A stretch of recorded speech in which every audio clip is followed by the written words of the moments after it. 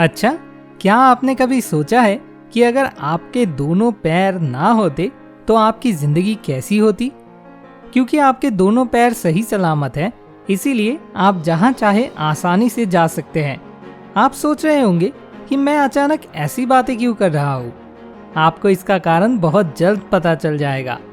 भगवान ना करे, मान लीजिए आपको पता चला कि 7 दिनों के बाद आप और चल नहीं सकेंगे। छाती के नीचे आपके शरीर का पूरा हिस्सा पूरी तरीके से पैरालाइज्ड हो जाएगा। तो सोचिए, ये सुनकर आपके दिल में क्या गुजरेगी। ऐसा सोचने में भी डरावना लगता है ना? लेकिन अगर मैं आपको बताऊं कि ऐसी शारीरिक स्थिति के बावजूद कोई औरत पैरा ओलंपिक में सिल्वर, बाइकिंग में 4 लिम्ब का वर्ल्ड रिकॉर्ड, राजीव गांधी खेल रत्न, अर्जुन पुरस्कार, साथ ही 18 अन्य ढेरों नेशनल अवार्ड्स जीत चुकी है और उन्हें अनगिनत एशियन गेम्स अवार्ड्स से सम्मानित किया गया है, तो तब आप क्या कहेंगे? आप सोच रहे होंगे कि क्या ये सच्ची घटना है या कोई काल्पनिक कहानी है, लेकिन ये बिल्कुल सच है। और मैं यहाँ para athlete miss Deepa Malik की बात कर रहा हूँ। उन्होंने अपने जिंदगी में बार बार ये साबित किया है कि इंसान के सपने, उसके अचीवमेंट्स और आत्मविश्वास उसकी शारीरिक स्थिति से कई बढ़कर है। तो आज इस वीडियो में मैं उनके जिंदगी के कुछ खास पल के बारे में आपको बताऊंगा। इसलिए अगर आप इस इनडोमिनेबल पर्सनालिटी की अकल्पनीय जीवन कहानी के बारे में जानना चाहते हैं तो वीडियो को आखिर तक देखते रहे। दीपा मलिक का जन्म 30 सितंबर 1970 को हरियाणा के वैसवाल गांव में हुआ था। उनके पिता भारतीय सेना में थे। दीपा कम उम्र से ही बहुत निडर, नटखट और खेलों की शौकीन थी, जिसका मतलब था कि एक शब्द में उनके पास सो कॉल्ड लड़कों वाला एटीट्यूड था। उनके जन्म के बाद ट्रेनिंग करते समय उनके पिता को ग्रेनेड से अचानक चोट लगी। फिर गांव के लोगों ने मजाक उड़ाया और कहा, इसका नाम ग्रेनेड रख दो, इसने तो आते ही धमाका कर दिया। जब वे केवल 6 साल की थी तब उन्हें स्पाइनल ट्यूमर हुआ था और वे सर्जरी के बाद 9 साल की उम्र में पूरी तरह से ठीक भी हो गई थी। इन 3 सालों के दौरान उन्हें काफी मानसिक और शारीरिक दिक्कतों का सामना करना पड़ा। ये समय के दौरान उनका सामना जिंदगी की कड़वी सच्चाई से हुआ कि हमारे समाज में शारीरिक रूप से अक्षम लोगों को किस नजरिए से देखा जाता है और उनका जीवन कितना मुश्किल होता है। इसी समय से उन्हें हैरानी होने लगी कि आम लोग उन्हें इतने एबनॉर्मल की तरह क्यों लेते हैं। हालांकि वे हमेशा की तरह ठीक हो गए और नॉर्मली जिंदगी जीने लगी। दीपा मलिक को बचपन से ही खेलों का शौक था। इसके अलावा उन्हें बहुत कम उम्र से ही बाइक की लत लग गई थी। उनके पिता उनकी इस शरारत से बहुत परेशान रहते थे, इसलिए उन्होंने दीपा को एक गर्ल्स कॉलेज में डाल दिया। उस कॉलेज कैंपस से बाहर निकलना मना था। तो इस प्रॉब्लम के सलूशन के रूप में दीपा ने कॉलेज के खेल में शामिल होने का एक तरीका निकाला और प्रैक्टिस के नाम पर कैंपस के बाहर जाने लगी। इससे हमें उनकी सॉल्यूशन ओरिएंटेड माइंडसेट का पता चलता है। तो इस घटना से सीखने वाली स्मार्ट लेसन है, always have a solution oriented mindset. जिंदगी में जो भी प्रॉब्लम हो, हमें उस प्रॉब्लम का सॉल्यूशन खोजने के लिए हमेशा तैयार रहना चाहिए। चाहे कोई भी प्रॉब्लम हो, उससे डरना नहीं बल्कि उसका सामना करना चाहिए। प्रॉब्लम को शुरू से ही एनालाइज करना चाहिए और फिर उसका सलूशन निकालना चाहिए। और बात अगर आपके सपनों की हो तो फिर आपको तो बिल्कुल करना चाहिए।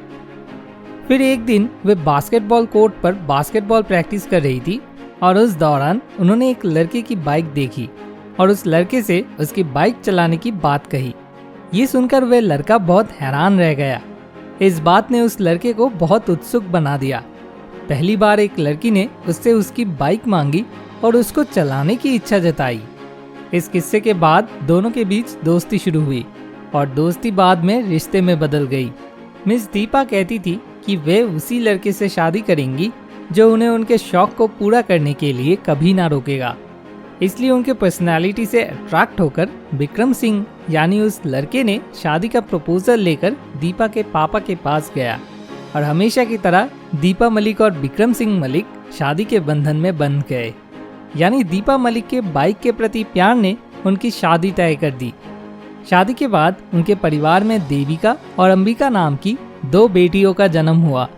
सिर्फ 4 साल की उम्र में देविका को एक बाइक ने टक्कर मार दी और उसकी मां की तरह ही उसकी रीढ़ की हड्डी में चोट लगी थी। और उसका शरीर का बायां हिस्सा पूरी तरह से पैरालाइज्ड हो गया था। दीपा को फिर से सेम प्रॉब्लम का सामना करना पड़ा। इस समय भी कई लोगों ने उनको क्रिटिसाइज किया, उनका मजाक उड़ाया। कई ने कहा कि माँ की बीमारी बेटी को लग गई। उन्हें एक और बार मेंटल डिप्रेशन का सामना करना पड़ा, लेकिन इसके बावजूद उन्होंने खुद को मजबूत बनाए रखा और देविका का इलाज शुरू किया गया। इलाज के बाद देविका काफी स्वस्थ हो गई, लेकिन उनकी पैरालिसिस थोड़ी बनी हुई है, लेकिन आज वे आगे से ज्यादा स्वस्थ है।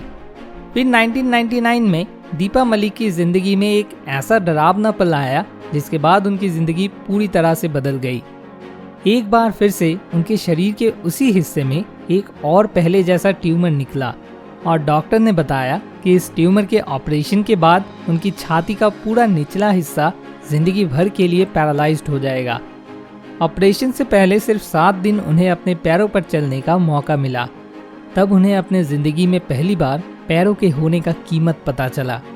वे ऑपरेशन के दिन भी ऑपरेटिंग थिएटर में चलकर गए ताकि जिंदगी में आखिरी बार वे अपने पैरों पर चलने का आनंद उठा सके। इस घटना से हमें ये स्मार्ट लेसन मिलता है, the best attitude to have in life is gratitude. हमेशा अपने जिंदगी के प्रति ग्रैटिट्यूड की भावना रखें। हो सकता है कि आपकी जिंदगी में कुछ चीज़ों की कमी हो, लेकिन जो भी आपके पास है वह दूसरे से कई ज़्यादा है। इसलिए चाहे गॉड हो या यूनिवर्स की कोई हाई पावर हो, जिसको भी आप मानते हो, उनके प्रति ग्रेटफुल होना बहुत ज़रूरी है। ऑपरेशन के बाद दीपा मलिक पूरी तरह से व्हील चेयर पर शिफ्ट हो गई और उनके पति और 2 बेटियों के साथ साथ उनका पूरा परिवार उनके साथ खड़ा था। वे अक्सर कहती थी कि दूसरे घरों में माएँ लड़कियों की देखभाल करती है, लेकिन मेरी बेटियों ने मेरी देखभाल की। तो यहाँ से हमें एक स्मार्ट लेसन मिलता है, जो मुझे लगता है कि ना केवल स्मार्ट है बल्कि एक लाइफ लेसन भी है। लाइफ में हमारे अपनों का साथ रहना बहुत ही ज़रूरी है। जैसे अंग्रेजी में कहावत है, family that eats together stage together. इसलिए परिवार के साथ एकजुट होकर रहना एक बहुत ही इम्पोर्टेंट लाइफ लेसन है। दीपा मलिक का सेंस ऑफ ह्यूमर काफ़ी अच्छा था और वे एक मजबूत मानसिकता के साथ लाइफ की कई प्रॉब्लम से निपटने में सक्षम थी। ठीक उसी तरह जैसे ऑपरेशन के कुछ महीने बाद उनकी सर्जिकल स्पॉट से ब्रेन फ्लूइड निकल रहा था और डॉक्टर बहुत परेशान थे कि उन्हें फिर से ऑपरेशन के बारे में कैसे बताया जाए। जब वे इस प्रॉब्लम के बारे में बताने में झिझक रहे थे तो हमेशा की तरह दीपा ने जवाब दिया, अच्छा, मतलब एक और बार आप लोग मुझे बिना कपड़ों के देखने वाले हैं। उनकी इस बात को सुनकर सभी डॉक्टर्स ने हंस दिया और उन्हें आत्मविश्वास मिला। तो इस घटना से हमें स्मार्ट लेसन मिलता है, always have a approach of humour towards your problems.